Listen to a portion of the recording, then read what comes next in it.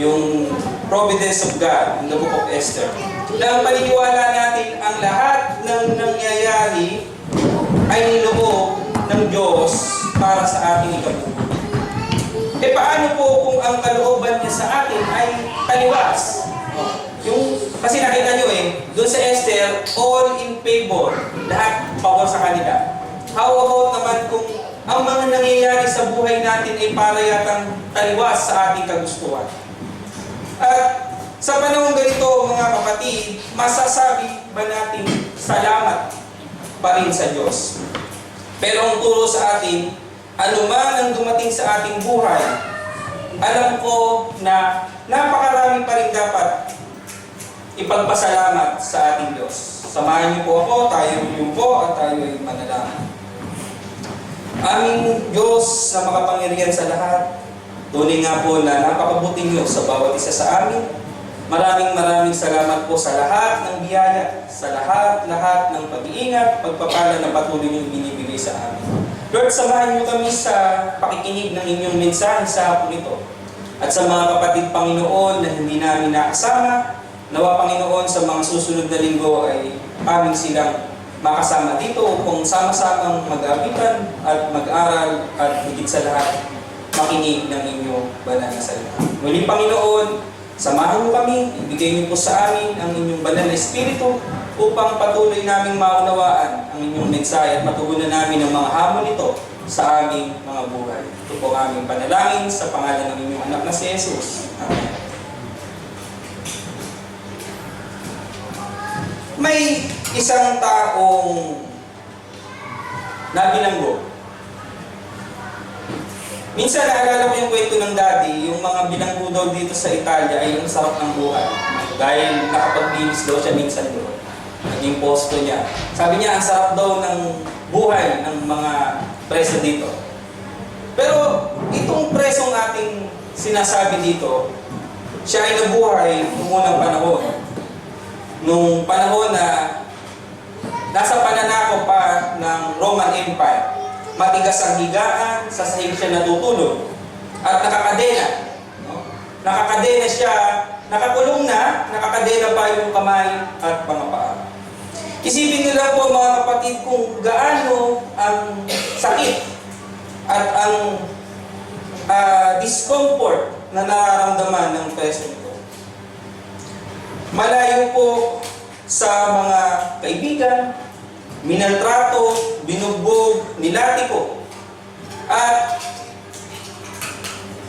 kung mayroon tao may karapatan na magreklamo, number 1 dapat ito. Siya lang siguro yung talagang deserve niya, sabihin natin deserve niya na magreklamo. At sa kabila nito, mga kapatid, hindi siya nagreklamo. Sa kabila nito, nagawa niyang umawit pa ng papuri sa Diyos at magpasalamat sa kanyang kalagayan. Ang taong tinutukoy ko, mga kapatid, ay si Apostol Pablo. Natutunan niya kung ano ang ibig sabihin ng pasasalamat sa Diyos. Sa verse 19 po, ating pong balikan ng ating teksto. Sa inyong pag-uusap, gumamit kayo ng mga salmo, mga himno at mga awiting espiritual. Buong puso kayong umawit at magpuri sa Panginoon.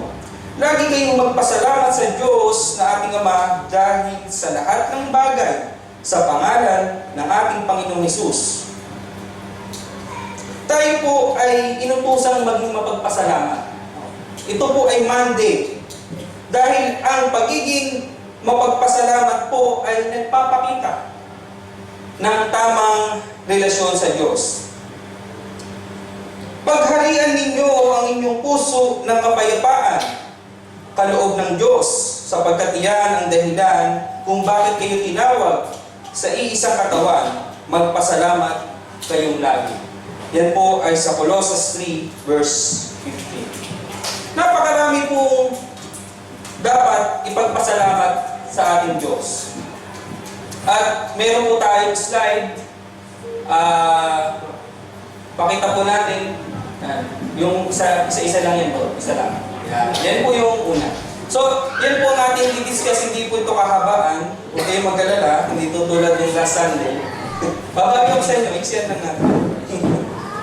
So, napakaraming ipagpasalamat. No, napakarami natin dapat ipagpasalamat.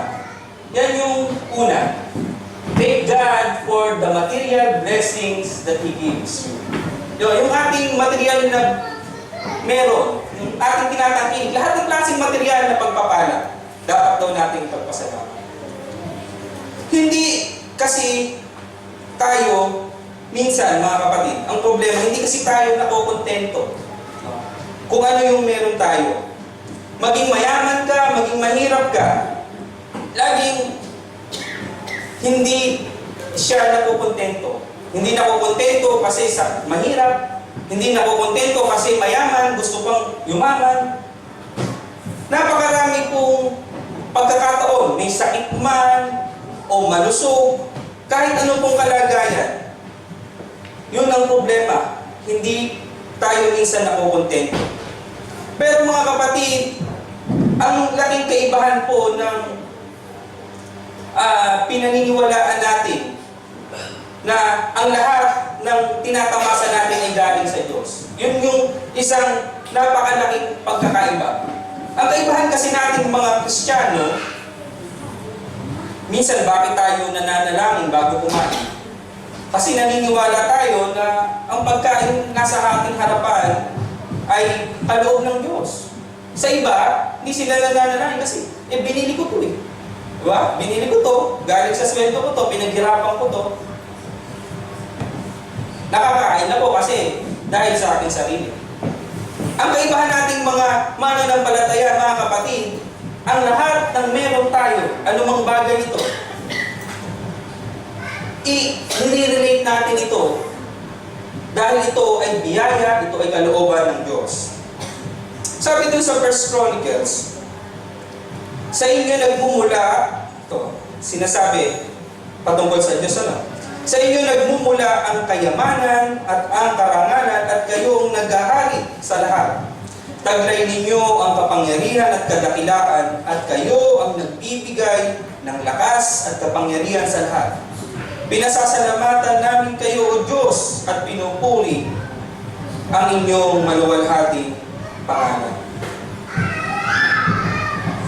Minsan, we greatly rely, no? Nagdidepende tayo. Bakit ako may magandang bahay? Kasi maganda yung trabaho. Bakit maganda ang buhay ko? Kasi nag-aaral ako mabuti. Lahat ay idinudugtong natin sa kakayahan natin kung bakit tayo naging successful. Pero mga kapatid, once we became a Christian, hindi na ganun yung pananaw natin. Lahat ng nangyayari sa atin, lahat, ultimo yung maliliit na bagay. Kung tayo ay mananampalataya, lahat ito iniisip natin at tama. At yun ang biling sa atin, magpasalamat tayong lagi.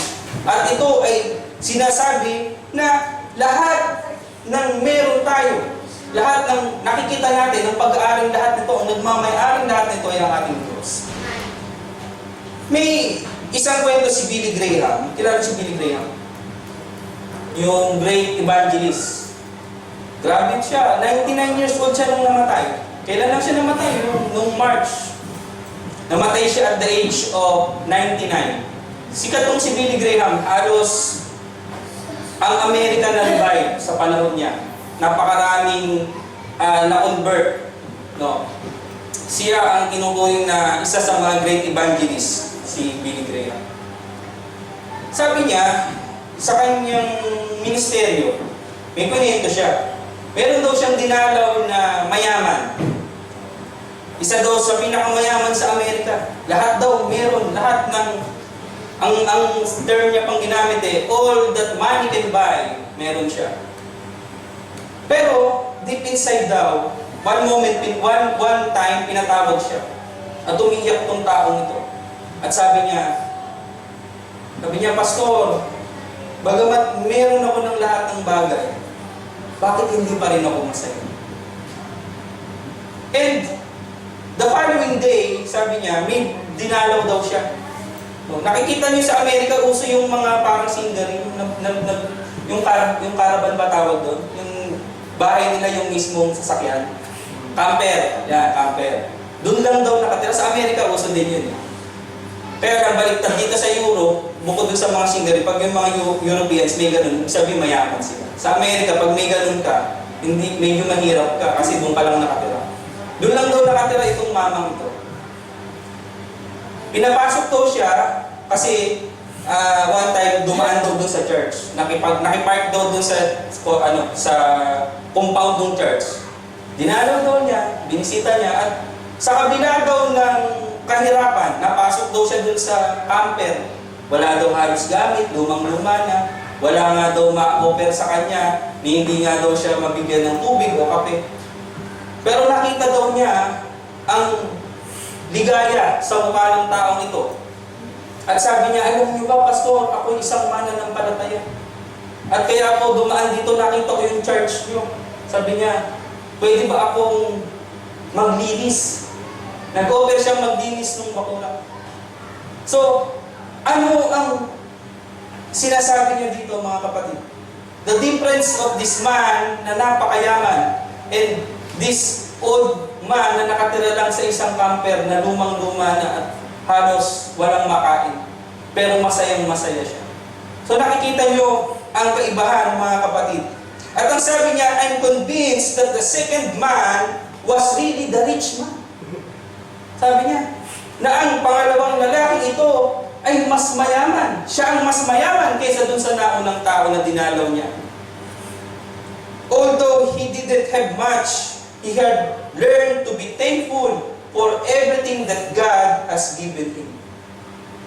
Sabi po ni Apostol Pablo, alam ko kung paano ang maghikahos. Alam ko rin kung paano managana. Natutunan ko na ang sikreto kung paano masiyahan sa anumang kalagayan sa buhay. Ang mabusog o ang magutom, ang managana o ang maghirap. Yan po ang sabi niya sa Filipos 4 verse 4. The very model of contentment can be found in the life of Apostle Paul. Kanina dinescribe natin ang hirap niya doon sa kulungan. At ang sabi, in all of the apostles, no? Hindi man siya nakasama doon sa 12 apostol, tinuring niya ang kanyang sariling apostol at yun ay commission sa kanya ng Diyos. Sa lahat po, isa, si Pablo, sa masasabi natin, nagdanas ng hirap compared sa mga ibang apostol. Kaya po, mga kapatid, tayo ba ay laging naghahangad ng mga bagay na wala sa atin? O natutunan ba nating ipagpasalamat sa Diyos ang lahat ng meron tayo? Minsan kasi, mga kapatid, ang ating paningin ay lagi doon sa mga bagay na hindi natin mahawakan. Sa mga pangarap natin, sa mga ambisyon natin. Pero ang lahat ng ibinibigay sa atin ng Diyos minsan, hindi natin napapagpasalamat. Minsan nababaliwala. Pero ang totoo, ang dami-dami pala na pinagkakaloob sa atin ng Diyos.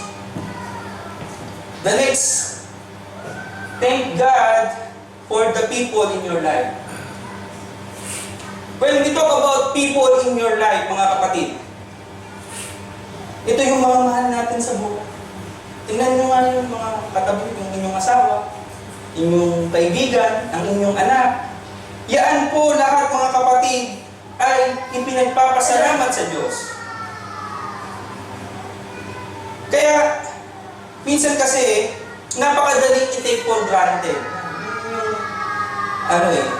Lagi doon tinitake for granted ng mga tao. Lalo yung mga mahal natin sa buhay. O baka naman tayo yung nagagalit dahil tayo naman yung tinitake for granted.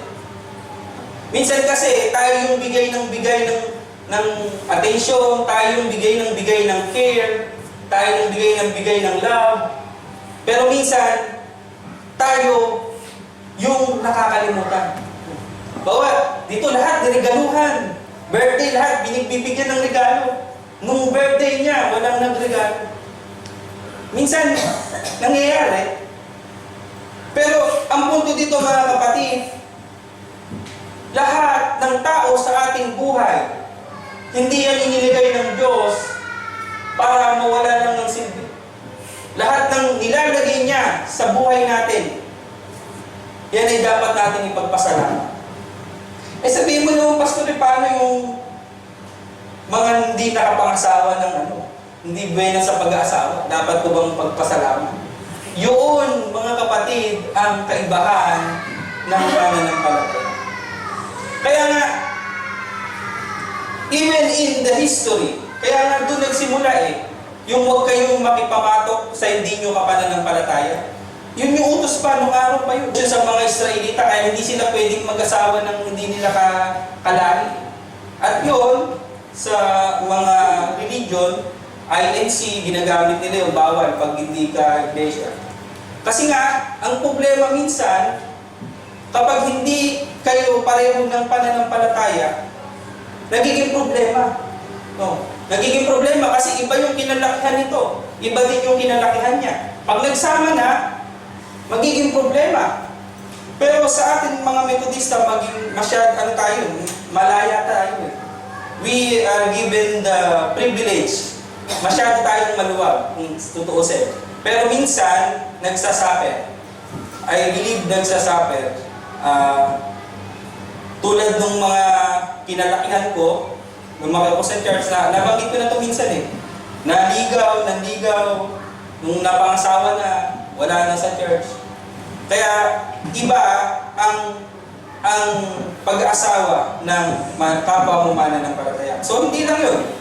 Marami pang mga tao, ang inyong anak, ang inyong kaibigan, lahat po yan mga kapatid ay bahagi ng ating buhay. Kaya nga, ang tanong, sino ba sa mga ito ang pinaka-ma-influensya sa ating mga buhay? Alam nyo kung ano? Ang inyong mga asawa. Kaya, pinupunto natin yung mga asawa Sabi dun sa Kawikaan 18:22, ang mabuting may bahay ay isang kayamanan. Tingnan nyo nga yung mga may bahay. Kayamanan nyo daw yan. Ingatan nyo Kayamanan ang mabuting may bahay. Siya ay pagpapala ni Yahweh.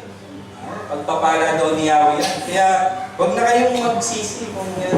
Pagpapala yan. Regalo yan ng Diyos. Okay? Okay. So, napakarami pa. Sabi dito, take God in the midst of trials. Yung sumunod natin. Take God in the midst of trials. Mga kapatid, sa ating pong buhay Kristiyano, madalas kong binabanggit, hindi porket naging mananampalataya na tayo, ay ma-exempted tayo sa mga pagsubok. Hindi porket tayo ay masipag sa church, tayo ay may mga ministry, ma-exempt tayo doon sa mga pagsubok ng buhay. May ilan po sa atin mga kapatid na maaaring sabihin na nung ako ay lumapit sa Diyos, nung ako ay talagang naging, sabihin natin, masigasig sa aking pananampalataya, bakit lalo yata akong dumanas ng napakaraming pagsubok? Bakit yata lalong naging mahirap ang aking buhay? Ang problema kasi dyan mga kapatid, ang Diyos maaaring nung panahon na hindi ka pa mananampalataya, maraming bagay sa iyong buhay na kailangan mong baguhin. Kaya sa panahon na ikaw ay mananampalataya na, siyempre meron na tayong nakagawian, meron na tayong mga karakter. Ang sabi nga, pag ikaw ay mananampalataya, the old has gone, the new has come. May bago pa ng buhay. Maaari ito ang paraan ng Diyos na unti-unti niya tayong binabago. Unti-unti niyang inilalagay sa ayos ang ating buhay. Kaya, lagi kong sinasabi, iba-iba ang ating kalagayan. Iba-iba ang paraan ng Diyos ng pagsubok sa atin. May mga tao na nung lumapit sa Diyos, lalong gumaang. May mga tao na nung lumapit sila sa Diyos, sila ay tinutuwid kasi nga iba-iba ang dealing sa atin. At mga kapatid, ang punto dito, dapat natin ikagalak. Kasi in every trials, mga kapatid, is the testing of our faith. Hindi ko makalimutan yung time na tinanong ko sa isang pastor, at kahit si D.S. Biloria nung pumunta, tinanong ko siya. Sabi ko, narinig ko, pastor, kasi merong namuong kaisipan sa aking isip. Ang sabi nila, kapag daw ikaw ay tumataas ang iyong pananampalataya, ikaw ay dadanas ng maraming pagsubok. Sabi ko, paano ba ako sa buhay ng isang mananampalataya na maayos ang lahat? Sabi ko, maayos ang lahat. Ang mga problema, maliliit na bagay, ang mga pagsubok ay parang hindi big deal. The normal, the usual. Masasabi mo ba, pastor, na ang taong ito ay hindi umuunlad ng pananampalataya? Kasi parang ini-equate natin, nakikits nyo? Inirelate natin na ang laki ng trials, ng pagsubok, ay base sa laki din ng pananampalataya. Paano kung hindi ka sinusubok ng Diyos? Ibig sabihin ba nito, wala kang pananampalataya? Di ko makalimutan yung sagot niya. Sabi niya, paano ba namumuhay ang taong ito? Paano ba namumuhay ang taong yan? Sabi ko, normal, maayos, buhay Kristiyano, walang, kumbaga sa everything is okay. Sabi niya, bakit mo pa tinatanong yan? Bakit mo ba pinuproblema? Dapat ka matuwa ka, hindi ka duwala ng pagsubok. Kaya lang kasi nga, minsan, ini-equate natin Di ba, may kasabihan pa sinasabi natin, ang punong mabunga, kaya binabato kasi mabunga. Diba? Sa pananampalataya, ganun din. Kaya nga, yun nabanggit ng dati, my thoughts are not your thoughts. No. My ways are not your ways. Madalas sa ating buhay, mga kapatid, iba-iba ang pamamaraan ng Diyos sa ating buhay. Pero, ang katotohanan, mga kapatid, sabihin natin most of the time, the trials in our lives, yun tayo sinusubok. Doon sa Santiago, sa James 1, 2-3, sabi dito, mga kapatid, magalak kayo kapag kayo dumaranas ng iba't ibang uri ng pagsubok. Dapat ninyong malaman na magiging matatag ang inyong pananampalataya sa pamamagitan ng mga pagsubok. Sa pamamagitan daw ng mga pagsubok, magiging lalong matatag ang ating pananampalataya. 1 Thessalonians 5:18, at magpasalamat kayo sa Diyos sa lahat ng pagkakataon sapagkat ito ang kalooban ng Diyos sa inyong pakikipag-isa kay Kristo Jesus.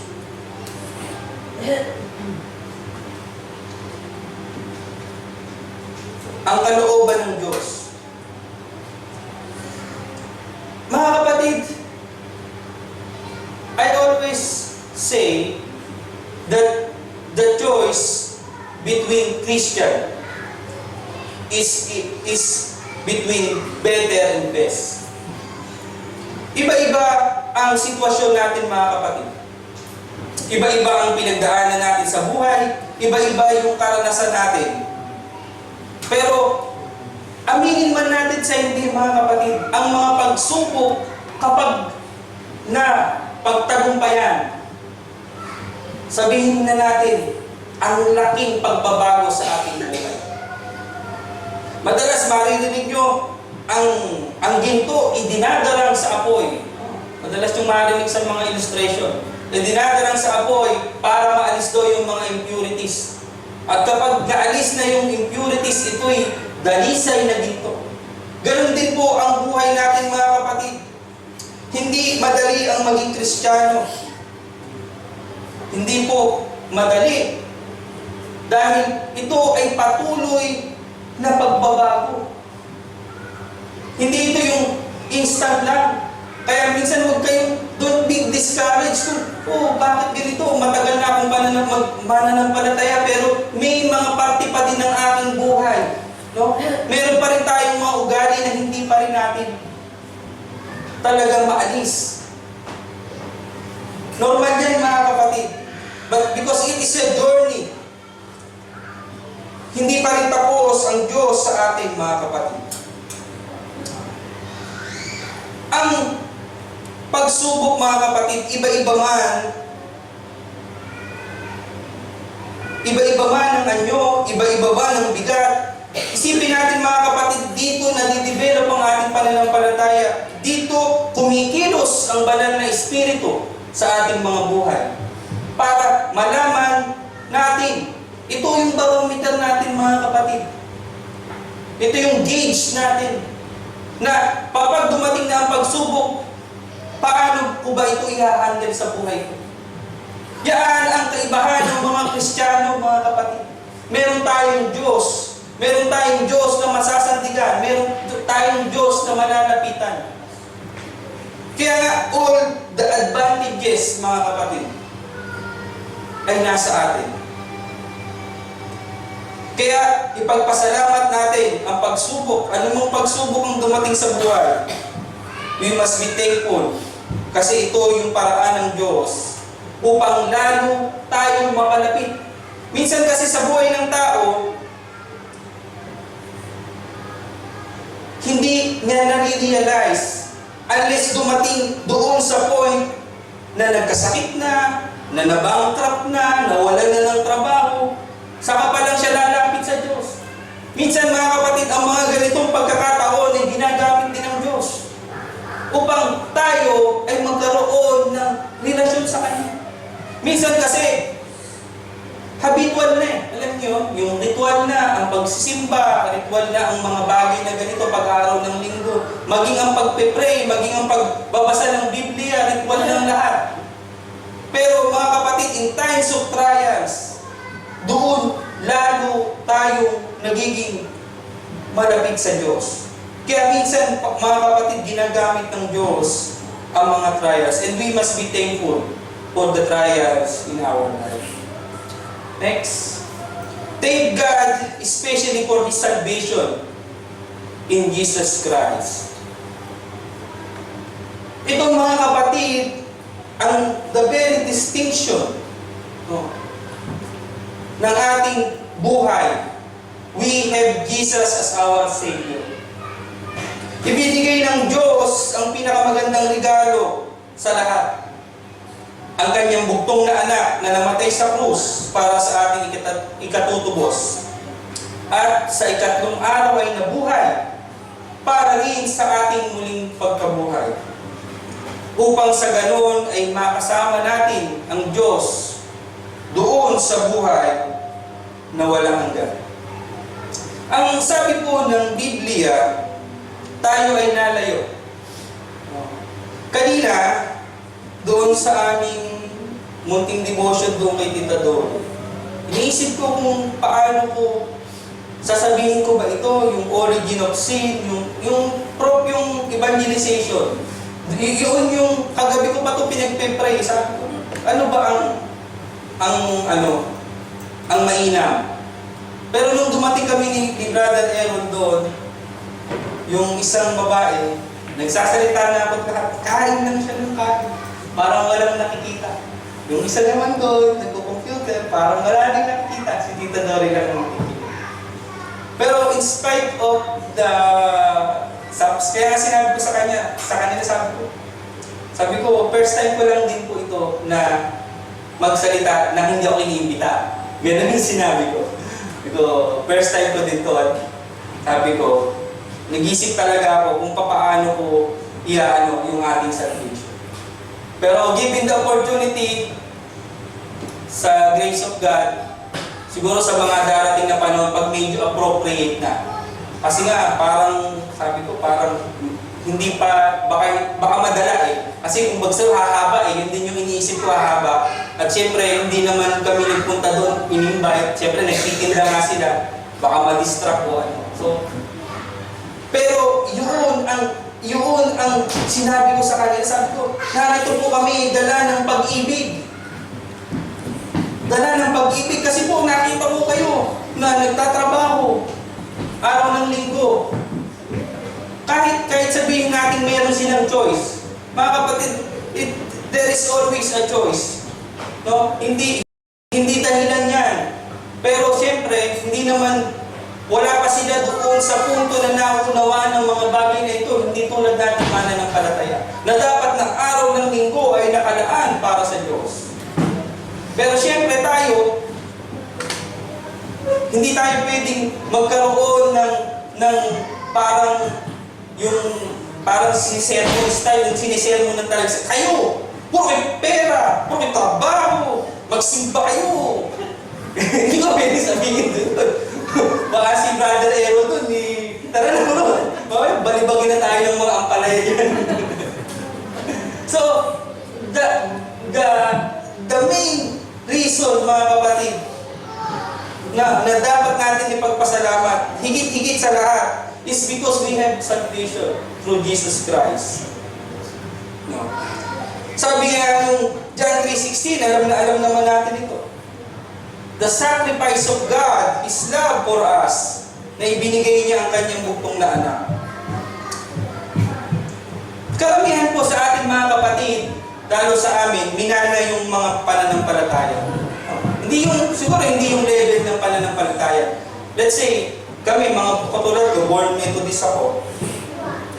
Nagpapasalamat din ako sa aking mga magulang na marami din naman, hindi naman natin sinasabi na tayo lang ang tama. Marami din namang sekta ng tama. Pero ang pinagpapasalamat natin ay doon tayo lumaki sa sound doctrine, sa tamang doktrina, sa tamang paniniwala sa Diyos. Hindi tayo napunta doon sa ibang mga paniniwala na against dito sa ating sa paraan ng kaligtasan through Jesus Christ. Yun lang naman. Alam nyo, the greatest debate lang naman is who Jesus is. Yun lang ang napakalaking kaibahan ng mga religion. Kung sino sa kanila si Jesus. At kapag si Jesus ang tanging daan ng kaligtasan, okay tayo na. Pero kapag si Jesus ay hindi nila inono, si Jesus ay tao lang, si Jesus ay hindi tagapagligtas, tapos tayo na. So, the greatest thing na dapat natin ipagpasalamat is we have this. We have the faith. Meron tayong pasasalamat na bukod tayo ay nakakilala. Meron tayong salvation. Tayo ay iniligtas, tinubos, hindi po ng mga ginto, hindi ng mga pila, hindi ng anumang mahalagang bagay dito sa mundo. Kundi tayo ay tinubos ng kanyang dugo. At wala pong pwedeng ipalit sa dugo na ito. Walang pwedeng ipalit sa buhay ni Jesus, kundi mismo ang ating sariling buhay. Kaya nga mga kapatid, ang pagiging mananampalataya ay pag-aalay ng buhay in return doon sa ginawa ng ating Panginoong Jesus. Hindi po dapat natin pinalalagpas ang bawat araw sa ating buhay na hindi pinasasalamatan ang kanyang pagliligtas para sa atin.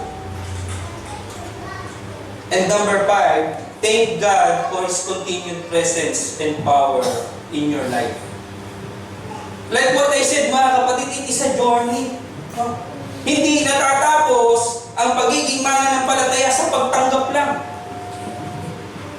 Ang nakakalungkot kasi, tara dito, lumapit kayo, mag-pray tayo. Tinatanggap mo ba si Jesus bilang sariling Diyos at tagapagligtas? Opo, opo.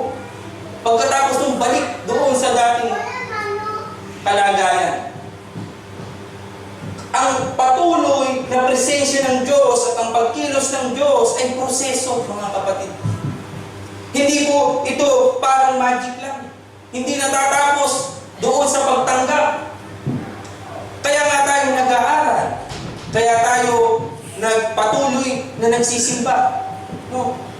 Minsan kasi, ang kaisipan ng maraming tao kung bakit dumadalo sa mga pagtitipon. Kasi inisip nila, kailangan kasi nila yung offering namin. Kailangan kasi nila yung presensya namin para masabing dumadami sila. Hindi. Sa aking buhay, at sinabi ko naman, kasama ko kayo sa paglago, kasama ko kayo sa aking journey. Nakita ko na hindi yun eh. The main purpose natin is to educate talaga.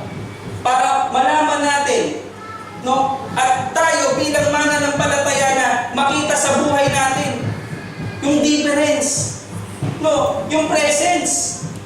Kasi kapag wala ang presensya ng Diyos sa buhay natin, wala tayong kaibahan sa Kanya. And this is the main problem. Kaya tayo nahihirapan mag-testimony. Nahihirapan tayo na mag-testimonyo sa iba dahil nga, wala naman tayo. We have nothing to offer.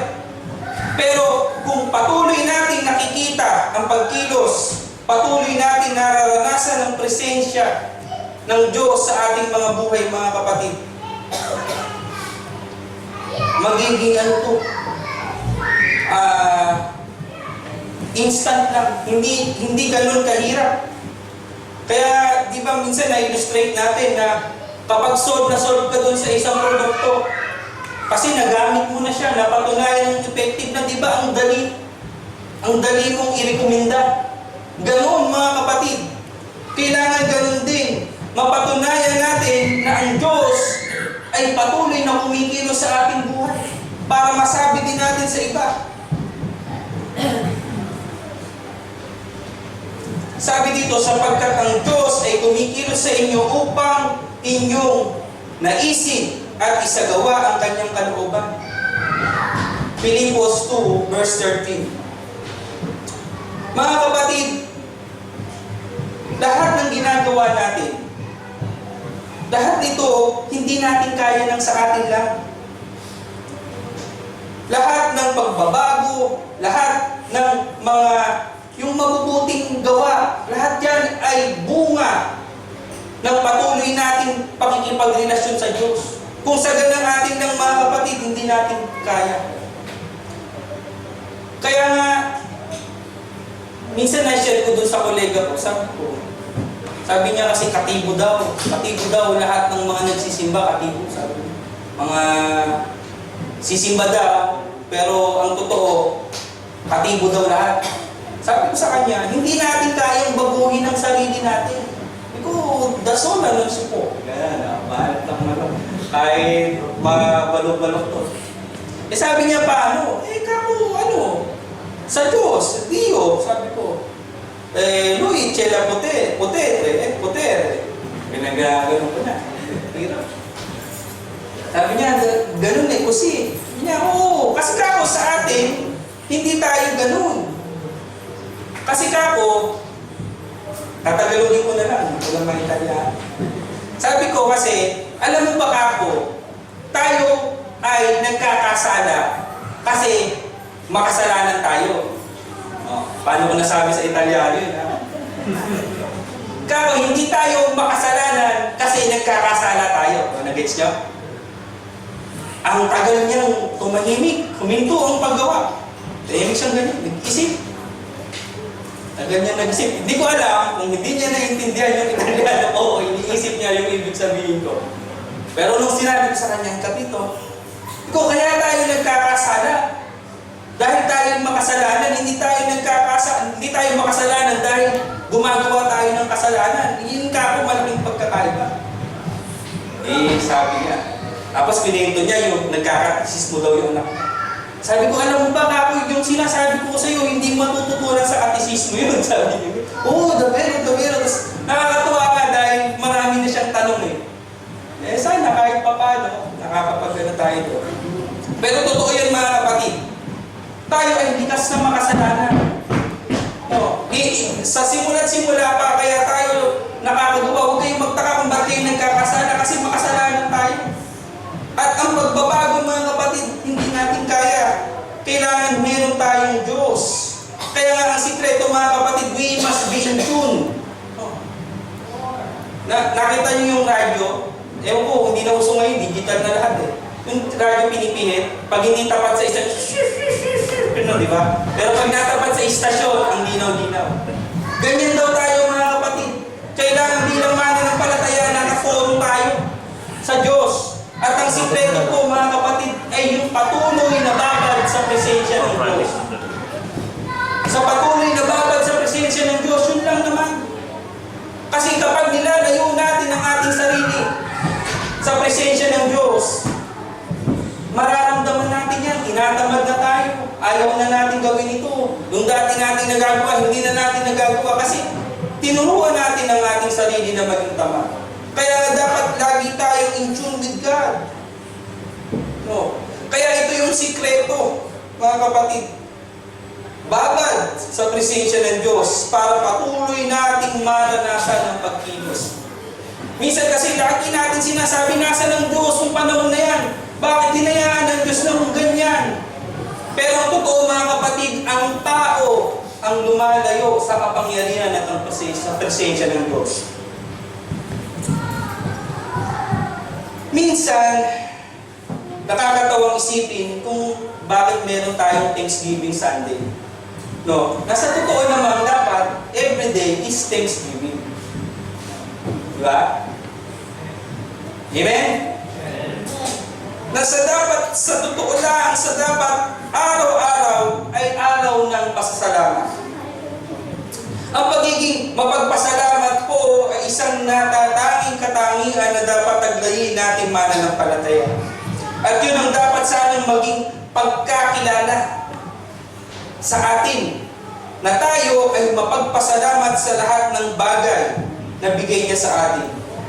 Ang lahat ng material na bagay na ating tinatangkilik, ang mga tao sa ating buhay, ang lahat ng pagsubok na nararanasan natin sa araw-araw, ang ating kaligtasan, higit lalo sa pamamagitan ng ating Panginoong Hesus, at ang patuloy na presensya at pagkilos ng Diyos sa ating buhay.